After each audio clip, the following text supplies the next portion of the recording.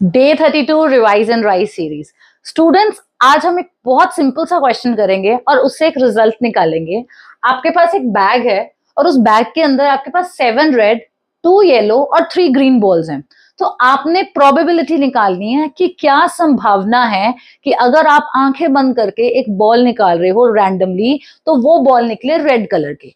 तो सिंपली आपने पहले बेटा एग्जाम्स में ये फॉर्मूला लिखना है, probability is equal to number of favourable outcomes divided by total number of outcomes. उसके बाद जब आपने निकालनी है probability of getting a red ball, तो आपने न्यूमरेटर में क्या रखना है? फेवरेबल। फेवरेबल का मतलब होता है कि जो मेरे हक में है, जो उन्होंने क्वेश्चन में मेरे से पूछा है। उन्होंने क्वेश्चन में कौन सी बॉल मांगी है? रेड।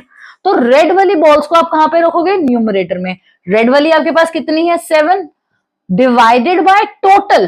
टोटल बॉल्स आपके पास कितनी है? 7 red, 2 yellow and 3 green. 7 + 2 9, 9 and 3 12। सो आपके पास टोटल बॉल्स कितनी है? ये आप चाहे साइड पे लिख सकते हो। You have 12। 7 divide by 12 is the probability of getting a red ball.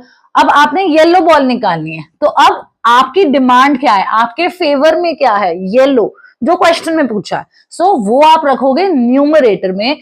So you have 2 yellow balls divided by total, that is 12. इसको आप सिंपलेस्ट फॉर्म में भी कर सकते हो, that is 1/6. And then last उन्होंने पूछा बेटा probability of getting a green ball. अब ग्रीन बॉल्स आपके पास कितनी है? 3.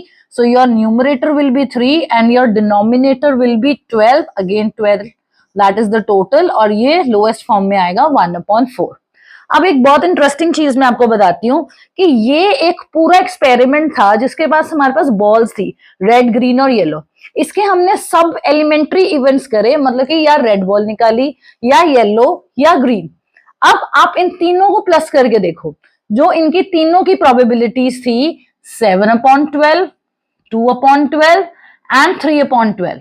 ठीक है, मैं पहले वाली ही ले रही हूँ, लोएस्ट फॉर्म नहीं ले रही। तीनों को ऐड करो, लाइक फ्रैक्शंस हैं, तो again you will get the answer 12। 7 + 2 9, 9 + 3 12 and 12 और 12 कैंसिल होकर स्टूडेंट्स क्या आया? 1।